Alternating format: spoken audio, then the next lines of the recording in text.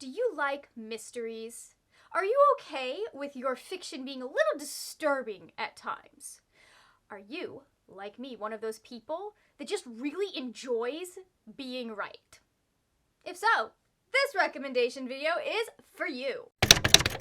Hello, my lovely friends, it's Margaret. Welcome back to my channel, and welcome to my third Fablen recommendations video. If you haven't seen the first two videos, I will have them linked down below. We've done fantasy and science fiction, and today I'm coming at you with some of my favorite mystery thriller books. If you're interested in my TBR game, I will have stuff linked down below in the description box that'll give you all of that information, but I am not going to bore you with that right now because we are here for book recommendations, and you don't need to be playing a TBR game to want to read more mystery thriller books, now do ya? We are going to start out with The Firekeeper's Daughter by Angeline Boulet. This is about an indigenous teen in her final summer right after high school, right before she goes off to college. She's really smart, she's really sciencey, she really likes working with indigenous medicine, but also kind of proving the science behind these healing methods that have existed with her people for eons. Because she has this knowledge, she ends up being approached by law enforcement because they are trying to find out the origins of a very powerful drug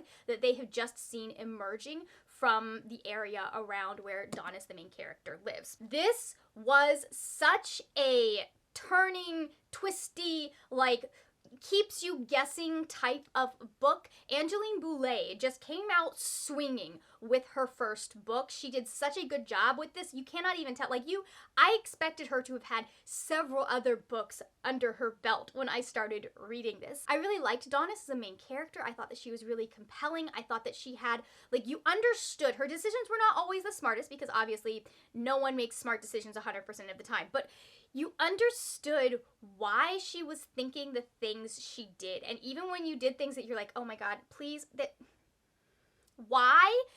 You still could put yourself in her shoes and understand what her thought process was. I think that there are a lot of plot lines that happen in here. I think there are a lot of things that Angeline Boulet has taken from her experience as an indigenous woman and the experiences of other indigenous women and made it into just this well-crafted narrative that keeps you guessing but also is making you think as you go through the book. I also really liked a lot of the side characters. There are a lot of adults in Donis's life that are doing such a good job of just supporting her and being fantastic, role models, being fantastic cheerleaders. It was just really nice to see that dynamic where she's, a teenager, but she's also still very close to the elders in her family and in her community. The next one I want to talk about is Broken Things by Lauren Oliver. Guys, you're gonna have to forgive me. I don't remember much about this one because it's been a while since I read it. Hold on, I'm just gonna read the back of the book. So this is about two girls who were part of a trio. When they were younger, they were obsessed with this novel. As kids, they were obsessed with this novel called The Way into Lovelorn. It was kind of like a Chronicles of Narnia-esque type thing, except there was only one book and the author did not finish the series. Long story short, one day in the woods, one of the three girls gets murdered, and then her two remaining friends are the ones that people think did it. This was one of those things that it wasn't something that I loved, but I did really enjoy it, and I did find it very compelling as I was reading through it because I really wanted to know, the girls were saying that they didn't do it, but you're sitting there, I wanted to know who did, because this is a very small town. They all know each other for the most part. This is really good if you like books that handle friendship aspects. If you're looking for best friends to lovers, this isn't it, but one of the girls is queer, and we see her explore that throughout this book. The next book that we're going to be talking about is Ace of Spades by Ferda Ibike-Iyemide. This is, well, I guess I should tell you what it's about before I start telling you how it made me feel and how stressed I was reading it. This is about Devon and Chiamaka, and they are both going to this really elite private school, and they are the only black kids at this school. Their senior year, they start receiving these really threatening, harassing text messages from this person called Anonymous, and Anonymous is threatening to out certain things that they have done or certain things about them. Devon is really scared because he's afraid that they will tell his mother that he is gay, and he has not told her that just yet, so they end up teaming up together to try and figure out who is harassing them and why these different things about their lives are being released to the student body. This was such a stressful book to read because this author went, teenagers don't have fully developed frontal lobes, and so they didn't think through a lot of things. just a lot of things. There were situations where I was like, why are you doing this? But also you could see, like, I thought they had a really good reason for why they didn't necessarily trust adults. There's a lot of like baggage there with Chiamaka and her parents and her wondering whether or not they would believe her. And then there's Devin having just being worried about what his mother might find out about him. So so much. You get to know Devin really well right away. Like, you feel like you have a grasp of who he is as a character from the very beginning. Whereas Chiamaka, you kind of have to take away the layers to figure out who she is, because there are so many different pieces of armor that she has put on herself to protect herself as the only black girl at this school. She's very like, is it Blair Waldorf? She's very like the brunette from Gossip Girl-esque. Like, that's one of the characters that the author based her off of, and I think that she did a fantastic job of doing that. Like, she really is just like the penultimate mean girl, but you also understand like why she is the way she is, and you kind of like her reasoning tracks, I guess, basically. This is really good if you want something that is very tense and slow burn. It's a lot of them having to deal with these situations that they keep getting put in by this blackmailer, and kind of trying to put the pieces together and continually being frustrated because the things that they thought might lead to who the blackmailer was, like, they don't end up panning out. They're not able to find the right information. They're not paying attention to certain things, that kind of thing. The next book that we're going to talk about is the one that got me into thrillers, and that is The Butterfly Garden by Dot Hutchison. I will say this is not a book for everyone. It is very dark, very disturbing. There is a lot of on-page mention of sexual assault. Our main character is part of a group of girls who were kidnapped, usually in their late teens, by this very wealthy dude, and he keeps them as kind of like a harem in his butterfly garden. It's called that because he tattoos different butterflies on the back. It's a lot. There's no, I don't feel like, graphic descriptions in this, so if you're okay with, like, as long as it doesn't go into too much detail, there's not a lot of detail. Dot did a very good job of keeping it kind of more cerebral than physical when she's talking about, or when the main character is talking about the things that are happened to her and happened to the other girls. But yeah, just know it's dark, it's twisted, it is super messed up. This one I love because of the heart at the center of the story. I don't want to give away too much, but the ending is such an emotional and cathartic moment, and I almost cried. That doesn't happen very often. I'm sitting in the middle of Starbucks. I sat down to read like a few pages while I drank my tea before I started working on my own book, and then I sat in the Starbucks for several hours and finished it. It's that good. It grabs you from the beginning. It just drags you through the plot, and then just tears happen at the end. You're going to feel something at the end of this book. Maybe it will be rage. Probably will be rage, because it does make you mad. Just seeing someone abuse their power the way that they abuse their money and power in this book just is frustrating, and knowing that there are people that do these things. It is one of my favorite thrillers of all time. I think this is really good if you're looking for something that has really good, compelling characters. I think if you're looking for something that's going to go by really quickly and just drag you behind it as you read, definitely pick this one up. The next mystery that I'm about to talk about is one that I just finished, and that is The Forest of Stolen Girls by June Her. June Her writes historical mysteries, and she does such a good job in taking you into the time and place that she is writing these stories in. I think all of her books are set in 1400s Korea, or Joseon as it is called in the books, because that is what it was called at the time. Don't quote me on that one, I just know that for sure this one happens in 1426. This follows a girl whose father was a detective, and he's been missing for a year. He went back to their homeland of Jeju, and he was looking into the disappearance of 12 girls. This happens shortly after they have closed her father's missing persons case. They've decided that they are not going to pursue it anymore. They don't think they think he's gone. At this point, he has to be dead if they haven't found them. But Hwani doesn't think that is the end of it. So she ends up going back to Jeju for this first time since they left, I think. I don't think she has ever gone back, not even to see her sister. She ends up going back to see what she can figure out based on the clues that are left behind. Her father has taught her many of his methods when it comes to solving crimes and figuring out what's going on in mysteries. June Her does a fantastic job with really complicated family dynamics because Hwani has a sister that she has not seen in years because when they fled Jeju, her father left her sister behind.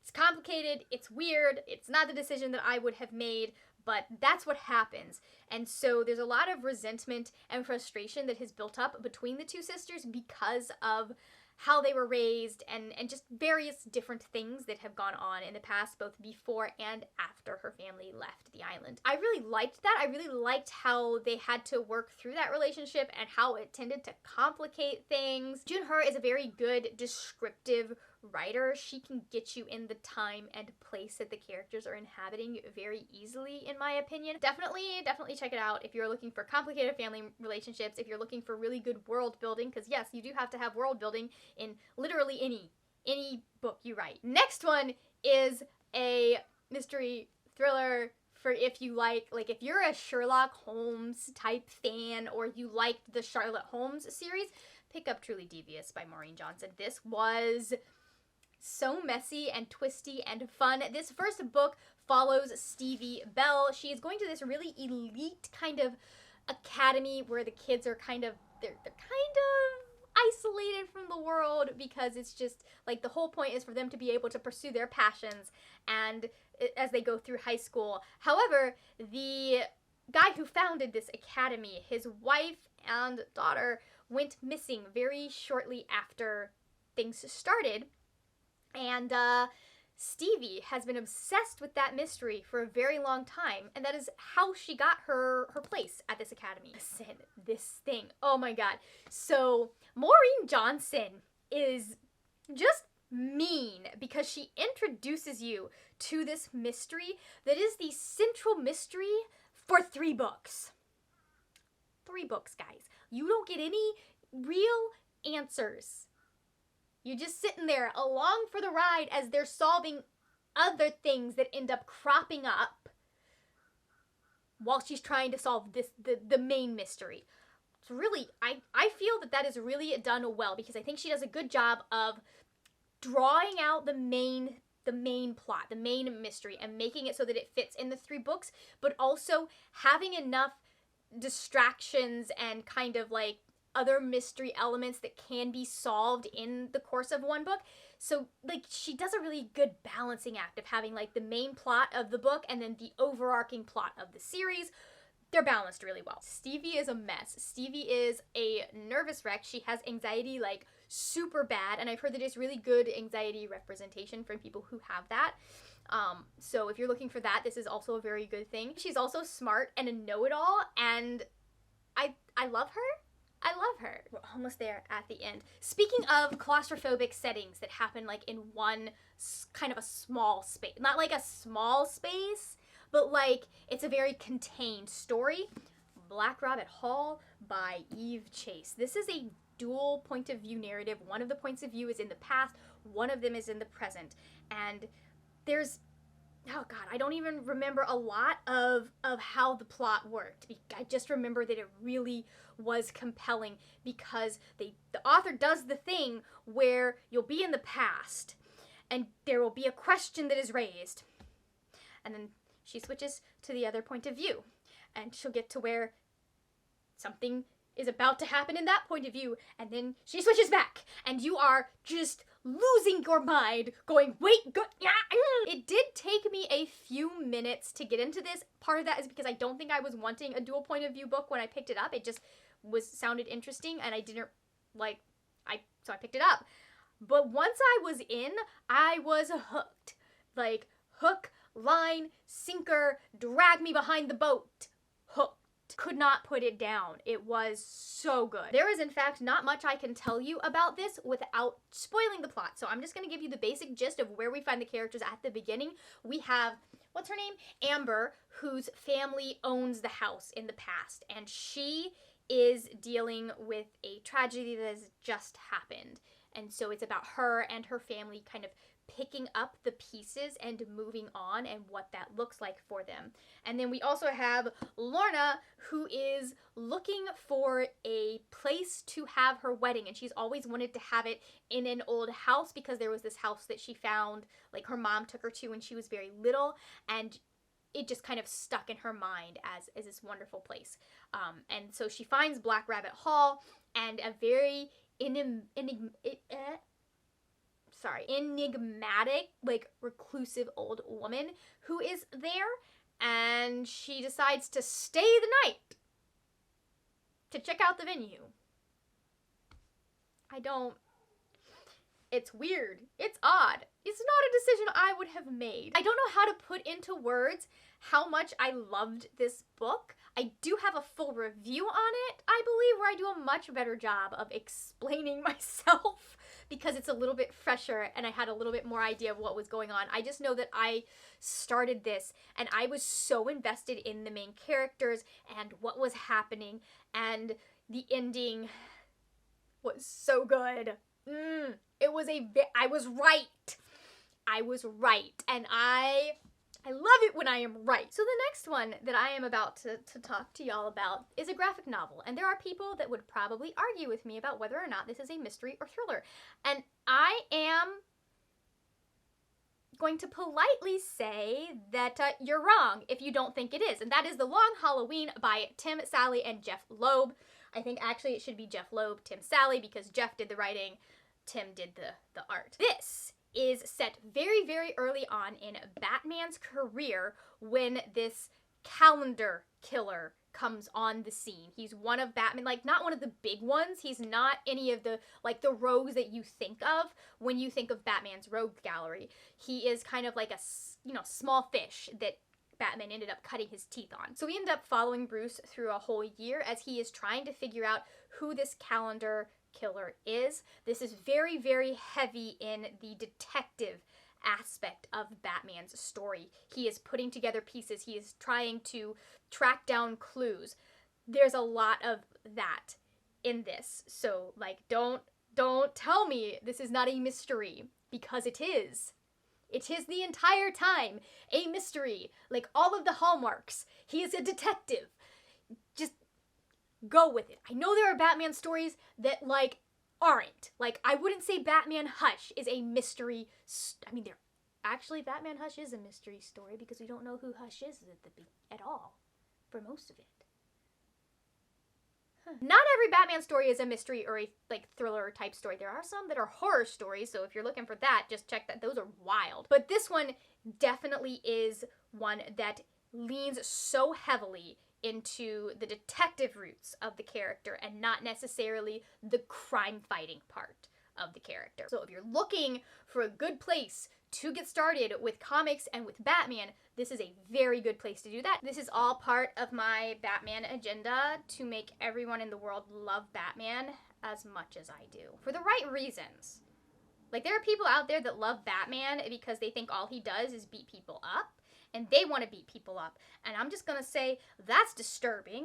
And Bruce is so much more than that. It's so much more interesting than just some dumb lug that goes and beats up petty street criminals. Thank you for coming to my other TED Talk. Now, as much as I love thriller and mystery stories, I don't read a lot of them. So if you're feeling chatty, please recommend me stuff in the comments. What's your favorite thriller? If you're not feeling chatty and you want to let me know that you watched to the end of the video, go ahead and leave a magnifying glass in the comments. Thank you so much for watching. If you enjoyed this video, please give it a thumbs up. And if you're looking for more books to put on that never-ending TBR of yours, check out my fantasy or my science fiction recommendations video.